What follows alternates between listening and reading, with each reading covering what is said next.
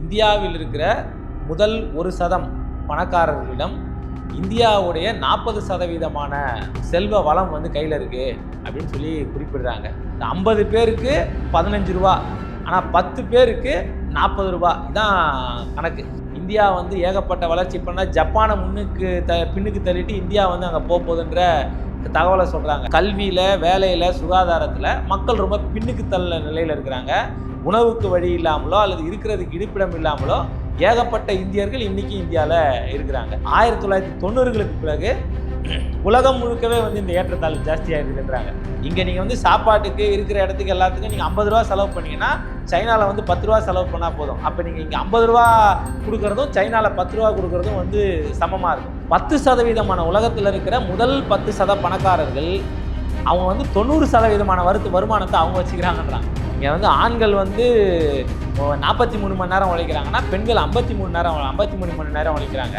ஆனால் 43 மணி நேரம் உழைக்கிற ஆண்களுக்கு கிடைக்கிற வருமானத்தை விட 53 மணி நேரம் உழைக்கிற பெண்களுக்கு வந்து வருமானம் கம்மியாக இருக்குதுன்ற புள்ளி விவரத்தையும் வந்து இவங்க சொல்கிறாங்க. அப்போ இந்த அரசு கொண்டு வந்திருக்கிற 4 தொழிலாளர் தொகுப்பு சட்டம் இந்த சுரண்டலை இன்னும் அதிகமாக்கி இந்தியாவினுடைய முதலாளிகள் இன்னும் பல கோடிகள் சேர்ப்பதற்கான வழியை தான் உருவாக்கும். ஆனால் இங்கே எல்லாமே திரும்ப தனியார் மயமாகும் போது நம்மக்கிட்ட இருக்கிற பெரும்பகுதியான வருமானத்தை கல்விக்கும் மருத்துவத்துக்கும் செலவு பண்ணக்கூடிய, வாழ்வாதாரத்துக்கு செலவு பண்ணக்கூடிய கட்டாயம் ஏற்படுது. முதலாளிகளுக்கு வந்து நம்ம சாப்பிட்றோமா உயிரோடு இருக்கிறோன்றதை பற்றிலாம் கவனம் கிடையாது. அவனுக்கு தேவை ஒன்று லாபம் மட்டும்தான். வணக்கம். இப்போ சமீபத்தில் முதலாளித்துவ பொருளாதார வல்லுநர்கள்லாம் வந்து உலக அளவில் இருக்கிற பொருளாதார வளர்ச்சி குறித்தும் பொருளாதார அசமத்துவம் குறித்தும் சில புள்ளி விவரங்களை கொடுத்துருக்காங்க. அது என்னன்னு சொன்னால், ஒரு 4 பொருளாதார வல்லுநர்கள் சேர்ந்து உலகம் முழுக்க இந்த புள்ளி விவரங்களை எடுத்துருக்கிறாங்க. அதில் ஒருத்தர் யாருன்னா, இந்தியா அதாவது தற்கால உலகில் மூலதனம் அப்படின்ற தலைப்பில் புத்தகம் எழுதின தாமஸ் பிக்கெட்டியும் ஒருத்தர். அவங்க கொடுக்குற புள்ளி விவரமே என்ன இருக்குது அப்படின்னு சொன்னால், உலகம் முழுக்க இந்த பொருளாதார அசமத்துவம், அதாவது பொருளாதார ரீதியாக வருமானத்திலையும் செல்வத்தை குவிப்பதிலையும் ஒரு பெரிய இடைவெளி வந்து இருக்குது. ஏழை பணக்காரர்கள்ன்ற ஒரு இடைவெளி வந்து பெருசாக ஆகிட்டே இருக்குது உலகம் முழுக்க அப்படின்றத சொல்லியிருக்கிறாங்க. அதில் குறிப்பாக இந்தியாவை குறித்தும் வந்து அவங்க அந்த புள்ளி விவரத்தில் சொல்கிறாங்க. அதில் என்ன சொல்கிறாங்கன்னா, இந்தியாவில் இருக்கிற முதல் 1% பணக்காரர்களிடம் இந்தியாவுடைய 40% செல்வ வளம் வந்து கையில் இருக்குது அப்படின்னு சொல்லி குறிப்பிடுறாங்க. இப்போ இந்த அசமத்துவம், பொருளாதார அசமத்துவன்றது ரொம்ப அதிகமான ஒரு இடைவெளியோடு வந்து வளர்ந்துட்டே இருக்குது அப்படின்றத வந்து இந்த புள்ளி விவரம் சொல்லுதுன்றதை நம்ம வந்து கவனத்தில் வச்சுக்கணும் அப்படின்னு நினைக்கிறேன். அதாவது வேர்ல்டு இன்இக்வாலிட்டி ரிப்போர்ட்டு 2026 அப்படின்னு சொல்லி போட்டிருக்கேன். ஏன்னா 25 இறுதியில் தான் வருது. 2026 வேர்ல்டு இன்இக்வாலிட்டி ரிப்போர்ட்டு தான் அதோட பேரே. ஸோ அந்த ரிப்போர்ட் பிரகாரம் பார்த்தீங்க அப்படின்னு சொன்னால், இந்தியாவில் முதல் 10% எவ்வளோ வருமானம் வச்சுருக்கிறாங்கன்னா 58%. இப்போ 100 ரூபா வருதுன்னா அதில் 58 ரூபாயை முதல் மேலே இருக்கிற 10% பேர் வந்து பெற்றுறாங்க. கீழே இருக்கிற அடியில் இருக்கிற 50% பேருக்கு கீழே இருந்து 50% பார்த்தீங்கன்னா 100 ரூபா வருமானம் வந்துச்சு ஒட்டு மொத்தத்தில் அப்படின்னு சொன்னால் 15 ரூபா தான் அவங்க கைக்கு போய் சேருது. 50 பேருக்கு 15 ரூபா, ஆனால் 10 பேருக்கு 40 ரூபா இதான் கணக்கு. இப்போ இந்த பொருளாதார அசமத்துவம் வருமானத்தில் இருக்கிற மாதிரியே சொத்து சேர்க்கறதுலேயும் இருக்குது அப்படின்றத வந்து இந்த புள்ளி விவரம் வந்து சொல்லுது. அவங்க என்ன சொல்கிறாங்கன்னா, இந்தியாவில் இருக்கிற முதல் 10% பேர்கிட்ட இந்தியாவில் இருக்கிற 60% வளம் இருக்குது. அந்த 10%த்தில் இருக்கிற ஃபஸ்ட்டு 1% பேர்கிட்டயே 40% சொத்து இருக்குது அப்படின்னு சொல்கிறாங்க. அப்போ கீழேருந்து போனீங்கன்னு சொன்னால் மற்றவங்க கிட்ட எல்லார்கிட்டையும் 2% சொத்து தான் கையில் இருக்குது. கீழே இருக்கிற 50%ன்றது அந்த புள்ளி விவரம் சொல்லுது. அப்போ இந்தியா வளருது, இந்தியா வந்து ஏகப்பட்ட வளர்ச்சி பண்ணால் ஜப்பானை பின்னுக்கு தள்ளிட்டு இந்தியா வந்து அங்கே போகுதுன்ற தகவலை சொல்கிறாங்க. அப்போ தகவல் எப்படி சொல்கிறாங்கன்னா, இந்தியாவில் இவ்வளோ பொருளாதாரம் வளர்ந்துருச்சு அப்படின்றாங்க. அப்போ இந்த பொருளாதார வளர்ச்சி யாருக்கு போய் சேருது அப்படின்னு சொன்னால், கடைசியில் பெரிய பெரிய பணக்காரங்கிட்ட தான் போய் சேருது அப்படின்றாங்க. இப்போ இந்தியாவில் மட்டும் கணக்கு எடுத்துக்கிட்டிங்கன்னா, சமீபத்தில் மட்டும் கோடீஸ்வரர்கள், இப்போ கோடீஸ்வரர்கள்னு சொன்னால் நம்ம இந்திய மதிப்பீட்டில் இல்லை, 100 கோடி அமெரிக்க டாலர்கள் வைத்திருக்கிறவங்க அப்படின்ற கணக்கு எடுத்தால் இந்தியாவில் 191 பேர் 100 கோடி டாலருக்கு மேலே கையில் பணம் வச்சுருக்கிறவங்க இருக்கிறாங்க. 191 பேர். அப்போ இந்த சமீபத்தில் போன வருஷத்தில் மட்டும் 23 பேர் இதில் வந்து உயர்ந்திருக்கிறாங்க. அதே நேரத்தில் பார்த்திங்கன்னா, நம்மளுடைய கல்வியில், வேலையில், சுகாதாரத்தில் மக்கள் ரொம்ப பின்னுக்கு தள்ள நிலையில் இருக்கிறாங்க. உணவுக்கு வழி இல்லாமலோ அல்லது இருக்கிறதுக்கு இருப்பிடம் இல்லாமலோ ஏகப்பட்ட இந்தியர்கள் இன்றைக்கி இந்தியாவில் இருக்கிறாங்க. ஆனால் அதே நேரத்தில் 191 கோடீஸ்வரர்கள் டாலர் கோடீஸ்வரர்கள் 191 பேர் இந்தியாவில் இப்போதைக்கு $100 கோடி மேலே வந்து சொத்து வச்சிருக்கிறத வந்து நம்மளால் பார்க்க முடியுது. அப்போ இது இந்தியாவிலும் இந்த பொருளாதார அசமத்துவன்றது வந்து இயல்பாகிடுச்சு. ரொம்ப ஏற்கனவே இருந்தது, இல்லாமல் இல்லை. நீங்கள் எங்கே வந்து முதலாளித்துவ பொருளாதார கொள்கை வச்சுருந்தாலும் அங்கே இந்த ஏற்றத்தாழ்வு என்பது ரொம்ப சாதாரணமாக இருக்கும். ஆனால் இந்த காலகட்டத்தில் குறிப்பாக 1990களுக்கு பிறகு உலகம் முழுக்கவே வந்து இந்த ஏற்றத்தாழ்வு ஜாஸ்தியாக இருக்குதுன்றாங்க.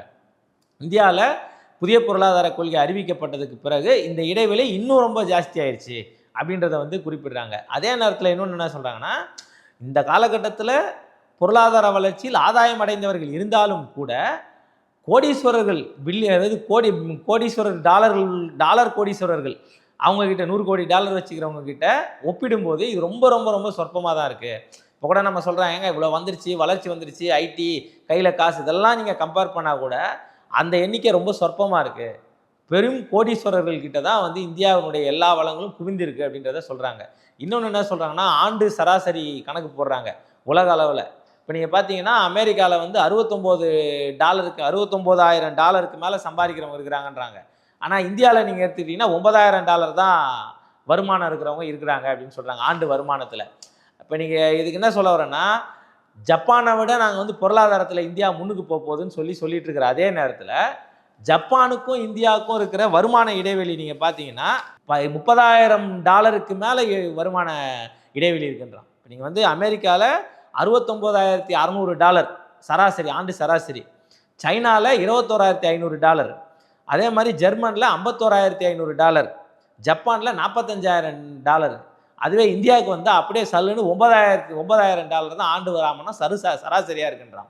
நீங்கள் சராசரின்னு போட்டிங்கன்னா கூலி வேலை செய்கிறவரும் அம்பானி அதானி மாதிரி சம்பாதிக்கிறவரும் எவ்வளோ சம்பாதிக்கிறாங்களோ அதை எல்லாத்தையும் கூட்டி ஒட்டுமொத்த மக்கள் தொகையை வச்சு வகுக்கிறது தான் இந்த சராசரி. அப்படி சராசரி போட்டாலே இந்தியா வந்து பின்னாடி இருக்குது. ஆனால் என்ன சொல்கிறாங்கன்னா, ஜப்பானை விட நாங்கள் முன்னேறிட்டோன்றாங்க. இப்போ இதில் இன்னொன்று என்ன சொல்லுவாங்க, சைனாவை விட வந்து சைனா பாருங்கள் $22,000 தான் கொடுக்குறாங்க. ஆனால் வந்து அமெரிக்காவில் பாருங்கள் $69,000 வச்சுக்கிறாங்க சராசரி இல்லைன்றாங்க. ஆனால் அங்கே என்ன பிரச்சனைனா, சைனாலலாம் சராசரியை பிரிக்கும்போது எல்லா மக்களுக்குமான வளங்கள் அப்படின்றது கிட்டத்தட்ட நெருக்கமாயிடுது. ஆனால் இந்தியா அமெரிக்கா மாதிரி இருக்கிற இடத்துல அம்பானிக்கும் கீழே இருக்கிற சாதாரண நபருக்குமான அந்த இடைவெளின்றது ரொம்ப பெருசாக இருக்கும். இன்னொன்று, வாழ்வாதாரத்திற்கான தேவை தான் வருமானம். அப்போ சீனாவில் என்ன பண்ணுறாங்கன்னா, கல்வி, சுகாதாரம், இருப்பிடம் இதெல்லாம் மக்களுக்கு வந்து ரொம்ப குறைந்த செலவிலையோ அரசே வந்து கொடுக்கும்போது உங்களுக்கு வாழ்வாதாரத்துக்கான தேவையை குறைஞ்சிருது. இங்கே நீங்கள் வந்து சாப்பாட்டுக்கு இருக்கிற இடத்துக்கு எல்லாத்துக்கும் நீங்கள் $50 செலவு பண்ணிங்கன்னா சைனாவில் வந்து $10 செலவு பண்ணால் போதும். அப்போ நீங்கள் இங்கே $50 கொடுக்குறதும் சைனாவில் $10 கொடுக்குறதும் வந்து சமமாக இருக்கும். அப்போ இது ரெண்டுத்தையும் வந்து நம்ம கவனத்தில் வச்சு தான் இதை பார்க்கணும். அதே நேரத்தில் ஜப்பானில் $45,000 ஒருத்தர் வந்து சராசரி வருமானம் வச்சுக்கிறேன்னா இந்தியாவில் $9,000 தான் இருக்குது. அப்போ அங்கன்னா ஏற்றத்தாழ்வுகள் பார்த்தீங்கன்னு சொன்னால் நீங்கள் வந்து நாங்கள் ஜப்பானை விட முன்னேறிடுவோம்னு சொல்கிற அதே நேரத்தில் மக்களுடைய அதாவது கையில் இருக்கிற வருமானன்றது ரொம்ப சொற்பமாக இருக்குன்றதையும் வந்து இதில் குறிப்பிடுறாங்க. இந்த புள்ளி விவரம் கூட இப்போ என்ன சொல்கிறாங்கன்னா, இப்போ நம்ம சொல்கிற மாதிரி இன்இக்வாலிட்டி, இந்த அசமத்துவம் குறித்த புள்ளி விவரம் கூட 2018, 22 அதுக்கப்புறம் இப்போ 3வது வாட்டி இப்போ வந்து வெளியிடுறாங்க அவங்க அந்த வல்லுநர்கள்லாம் சேர்ந்து. இந்த காலகட்டத்தில் இப்போ இந்த வளர்ச்சி என்பது, அதாவது அசமத்துவம் என்பது ரொம்ப அதிகமாக இருக்குன்றதையும் வந்து அவங்க குறிப்பிடுறாங்கன்றதை நம்ம வந்து கவனத்தில் வச்சுக்கணும். அதே மாதிரினா உலக அளவில் அவங்க கணக்கு போடும்போது 10% உலகத்தில் இருக்கிற முதல் 10% பணக்காரர்கள் அவங்க வந்து 90% வருமானத்தை அவங்க வச்சுக்கிறாங்கன்றாங்க. அதாவது $100 வருமானம், $100 கிடைக்குதுன்னா அந்த $100ல் $90 முதல் 10 பேர் எடுத்துக்கிறான். 100 பேர் இருக்கிறாங்க, $100 வருமானம் வருதுன்னா அந்த $100ல் $90 முதல்ல இருக்கிற 10 பேர் இருக்கிறான். மிச்சம் இருக்கிற 90 பேர் தான் மிச்சம் இருக்கிற எல்லா $10 எடுத்துக்கணும். இதான் அசமத்துவம். ரொம்ப அப்பட்டமாக நீங்கள் பார்த்தீங்கன்னா இதான் வருமானம் $100 வருது, 100 பேர் இருக்கிறாங்க. அந்த $100ல் $90 முதல்ல இருக்கிற 10 பேர் எடுத்துருக்கிறான். மிச்சம் இருக்கிற 90 பேருக்கு தான் மற்ற இருக்கிற $10 வந்து ஒரு மிகப்பெரிய இடைவெளியாக வந்து இவங்க குறிப்பிட்டிருக்கிறாங்க அப்படின்றது தான் வந்து நம்ம பார்க்கணும். அதே மாதிரி முக்கியமான விஷயம் என்னென்னா, ஆண் பெண் உழைப்பில் வந்து அசமத்துவம் இன்னும் அதிகமாகிருக்கு. அவங்களுடைய உழைப்பு நேரம், நீங்கள் வந்து பெண்கள் அதிகமான நேரம் உழைக்கிறாங்க, ஆனால் அவங்களுக்கோட வருமானம் வந்து கம்மியாக இருக்குது. நீங்கள் வந்து ஆண்கள் வந்து 43 மணி நேரம் உழைக்கிறாங்கன்னா பெண்கள் 53 மணி நேரம் உழைக்கிறாங்க. ஆனால் 43 மணி நேரம் உழைக்கிற ஆண்களுக்கு கிடைக்கிற வருமானத்தை விட 53 மணி நேரம் உழைக்கிற பெண்களுக்கு வந்து வருமானம் கம்மியாக இருக்குதுன்ற புள்ளி விவரத்தையும் வந்து இவங்க சொல்கிறாங்க. அவங்க உழைக்கிறதுக்கான பணம் கொடுக்கப்படாத, ஊதியம் இல்லாமல் அவங்க உழைக்கிறத நீங்கள் கணக்கில் இது பண்ணலனா கூட, ஆண்கள் 100 ரூபா சம்பளம் வாங்கினா 61 ரூபா தான் அவங்களுக்கு கிடைக்குது பெண்களுக்கு, அதிகமான நேரம் வேலை செஞ்சாலும். ஒருவேளை வந்து அவங்க உழைக்கிற, அதாவது வருமானமின்றி உழைக்கிற விஷயத்தெல்லாம் கணக்கில் எடுத்துக்கலன்னா, ஆண்கள் 100 ரூபா சம்பளம் வாங்கினா இவங்களுக்கு 32 ரூபா தான் கிடைக்குதுன்ற புள்ளி விவரம் வந்து கொடுக்குறாங்க. இங்கே என்னென்னா, உங்களுக்கு வந்து தொழிலாளி முதலாளின்ற நிலையில் சுரண்டல் இருக்கிற அதே நேரம் பாலின ரீதியாகவும் வந்து இங்கே சுரண்டல் இருக்குதுன்றதை நம்ம பார்க்குறோம். இந்தியாவை பொறுத்த வரைக்கும் நீங்கள் என்ன இதில் கூடல வச்சிங்கன்னா, இங்கே வந்து சாதிய ஒடுக்குமுறை, சமூக ஒடுக்குமுறையும் கணக்கில் எடுத்துக்கிட்டா, ஆனால் இவங்களுடைய சர்வேல அது வராது. பட் சமூக ஒடுக்குமுறைன்னு எடுத்துக்கிட்டிங்கன்னா, அவங்களும் வந்து இல்லைன்னா அடித்தட்டு மக்கள் தான் கூடுதலான பாதிப்பு அடைஞ்சிருப்பாங்கன்றதையும் நாம் வந்து பார்க்க வேண்டியது இருக்குது. இப்போ நீங்கள் இந்தியாவில் பாருங்கள், கோடீஸ்வரர்களுடைய எண்ணிக்கை நம்ம பார்க்கும்போது 1 கோடி அமெரிக்க டாலர் வச்சிருக்கிற பணக்காரங்களை கணக்கில் எடுக்கிறாங்க. நான் முதல்ல சொன்னது 100 கோடி அமெரிக்க டாலர் வச்சிருக்கிறவங்க. இப்போ அவங்க சொல்கிறது என்னென்னா, 1 கோடி அமெரிக்க டாலர் வைத்திருக்கிற பணம் படைத்தவர்கள் பட்டியல் எடுத்தால் 2023 கிட்டத்தட்ட 81,000 பேர் இருக்கிறாங்க. அதுவே 2024 பார்த்தீங்கன்னா கிட்டத்தட்ட 6,000 பேருக்கு மேலே உயர்றாங்க. 85,698 பேர் டாலர் கோடீஸ்வரர்களாக இருக்கிறாங்கன்றதை வந்து அவங்க குறிப்பிடுறாங்க. இதே நிலை நீடிச்சுது அப்படின்னு சொன்னால், இந்தியாவில் 2028 இது கிட்டத்தட்ட ஒரு 94,000 பேராக வந்து அது உயர்வதற்கான வாய்ப்பு இருக்குதுன்றத இந்த புள்ளி விவரம் வந்து குறிப்பிடுது. ஸோ இப்போ என்ன, ஒவ்வொரு ஆண்டுமே வந்து இவங்களுடைய இந்த கோடீஸ்வரர்களுடைய எண்ணிக்கை உயர்கிற அதே நேரம் பணம் இல்லாதவங்க இருக்கிற சூழலும், அதாவது வருமானம் ஈட்ட முடியாமல், செல்வம் சேர்க்க முடியாமல் இருக்கிறவங்களுடைய எண்ணிக்கை ஆட்டோமேட்டிக்காக உயர்ன்றது தான் இந்த புள்ளி விவரத்துடைய தகவல். அப்போ நம்ம என்ன சொல்ல வேண்டியது இருக்குன்னா, எங்கே முதலாளி அதிகமாக சம்பாதிக்கிறாரோ அதே நேரம் தொழிலாளிகிட்ட இருக்கிற வருமானம் குறையுதுன்னு அர்த்தம். அதான் முதலாளித்துவத்தினுடைய ஒரு இது.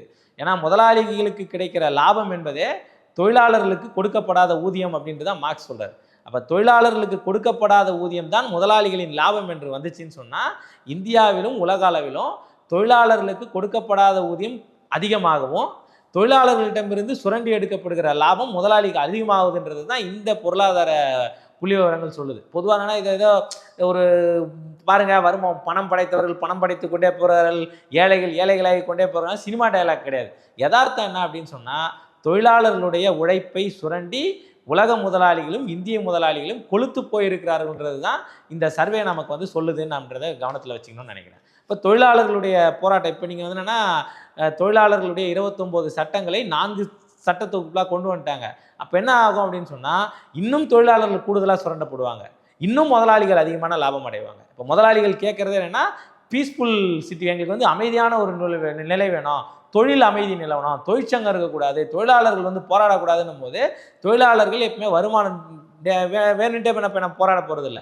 தொழிலாளர்கள் அவர்களுக்கான தேவையும் வருமானமும் குறையும் போது அவங்க வந்து போராட வேண்டிய கட்டாயத்துக்கு வந்துடுறாங்க. அப்போ போராடவே கூடாதுன்னு சொன்னால் இன்னும் இந்த சுரண்டல் அதிகமாகுதுன்னு அர்த்தம். அப்போ இந்த அரசு கொண்டு வந்திருக்கிற 4 தொழிலாளர் தொகுப்பு சட்டம் இந்த சுரண்டலை இன்னும் அதிகமாக்கி இந்தியாவினுடைய முதலாளிகள் இன்னும் பல கோடிகள் சேர்ப்பதற்கான வழியை தான் உருவாக்கும். ஆகவே இந்த சர்வே நமக்கு சொல்கிறது, இந்த வேர்ல்டு இன்இக்வாலிட்டி சர்வே நமக்கு சொல்கிறது என்ன அப்படின்னு சொன்னால், தொழிலாளர்கள் சுரண்டப்படுவதும் முதலாளிகள் கொளுத்து கொண்டிருப்பதுன்றது திரும்ப அழுத்தமாக சொல்லுதுன்னு தான் நான் நினைக்கிறேன்.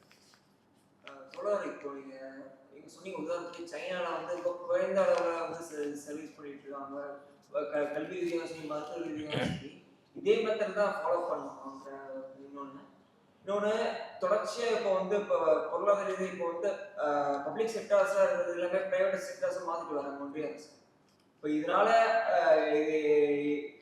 நடக்க போகிற விதங்கள் என்னன்னு பார்க்குறேன். இல்லை, நல்ல ஒப்பீடு. இப்போ நீங்கள் சைனாவும் இந்தியாவும் குறித்து நம்ம பேசும்போது அவங்களுடைய வருமானம், வாங்கும் சக்தி, இது எல்லாத்தையும் நம்ம கம்பேர் பண்ணோன்னா, அங்கே வந்து அரசு வந்து பல விஷயங்களுக்கு பொறுப்பேற்றுக்குது. கல்வி, சுகாதாரம், இருப்பிடம், இது போன்ற அடிப்படை தேவைகளை நிறைவேற்றுவதை அரசு பொறுப்பேற்றுக்கும் போது உங்களுக்கு வாழ்வாதாரத்திற்கான கூலி வந்து கம்மியாக இருந்தாலும் அவங்களால அந்த சமூகத்தில் வாழ முடியும். ஆனால் இந்தியாவோட டபுள் மடங்காக இருக்குது சீனாவில், அது வேறு விஷயம். ஆனால் இந்தியாவில் கல்வி, சுகாதாரம், மருத்துவம் எல்லாமே வந்து தனியார்கிட்ட போகும்போது ஏற்கனவே வந்து வருமானம் கம்மியாயிடுது. ஸோ நம்மக்கிட்ட இருக்கிற செல்வம் கம்மியாக இருக்குது. ஆனால் இங்கே எல்லாமே திரும்ப தனியார் மயமாகும் போது நம்மக்கிட்ட இருக்கிற பெரும்பகுதியான வருமானத்தை கல்விக்கும் மருத்துவத்துக்கும் செலவு பண்ணக்கூடிய, வாழ்வாதாரத்துக்கு செலவு பண்ணக்கூடிய கட்டாயம் ஏற்படுது. பொருளாதாரம், அதாவது அன்றாடம் நாம் செலவு செய்கிற பொருட்களுக்கான விஷயம் வந்து விலை ஏறிட்டே போகுது. பருப்பு, எண்ணெய் இதெல்லாம் வந்து விலை ஏறிட்டே போகும்போது, கிடைக்கிற கூலியை முற்றாக வந்து எடுத்துன்னு போய் அங்க குடுக்குற நிலை வந்துருது. இங்க வந்து சேவிங்ஸ்ன்ற ஒரு ஏற்பாடே கிடையாது. நீங்க வந்து நமக்கு வந்து இப்ப சேவிங்ஸ் குறைஞ்சிருது. முன்னாடி என்னன்னா சேவிங்ஸ உயர்த்துறதுக்காக அரசு நெறைய நடவடிக்கை எடுக்குன்னு சொல்லுவாங்க. இப்ப என்னன்னா, வருமானம் வருவதற்கு முன்னாடியே வந்து இஎம்ஐ மூலமாவோ அல்லது கடன் மூலமாவோ வாங்கி செலவு பண்ற சூழலுக்கு தான் நம்ம வந்து போறோம்.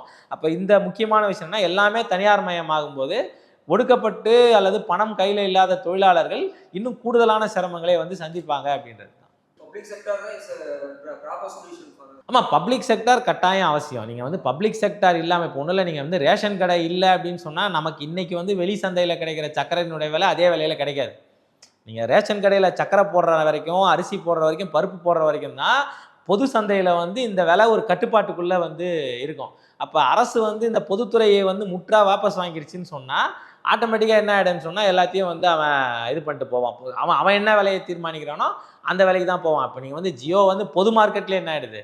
நீங்க வந்து வரும்போது வந்து நான் உங்களுக்கு இலவசமா குடுக்குறேன்னு ஆரம்பிக்கிறவன், எல்லா நிறுவனங்களையும் காலி பண்ணிட்டான்னா, அவன் நிர்ணயிக்கிறது தான் விலை. அவன் சொல்றது தான் சட்டம். இப்ப அரசு பொதுத்துறைன்னு ஒண்ணு இருக்கிறதுனால தான் கட்டுப்படுத்த முடியுது. அந்த கட்டுப்படுத்த முடியறதுனால இன்னைக்கு இருக்கிற மக்கள் குறைந்தபட்சம் சுவாசிப்பதற்கோ அல்லது போய் அதை வச்சு வாழ்ந்துக்கலான்ற ஒரு நினைப்புக்கோ இருக்க முடியுது. ஸோ அரசு பொதுத்துறையை பாதுகாக்கவில்லை என்று சொன்னால் நிச்சயமா வந்து மக்கள் இன்னும் கூடுதலான அவதிகளுக்கு இந்த முதலாளித்துவவாதிகளால் வந்து கஷ்டப்படுவாங்க. ஏன்னா முதலாளிகளுக்கு வந்து நம்ம சாப்பிட்றோமா உயிரோட இருக்கிறோன்றதை பற்றிலாம் கவனம் கிடையாது. அவனுக்கு தேவை ஒண்ணே ஒண்ணு லாபம் மட்டும்தான். அப்போ நம்ம கிட்ட இருக்கிற எல்லாத்தையும் ஒட்ட சுரண்டுறதுக்கான வேலையை தான் வந்து அவங்க செய்வாங்க.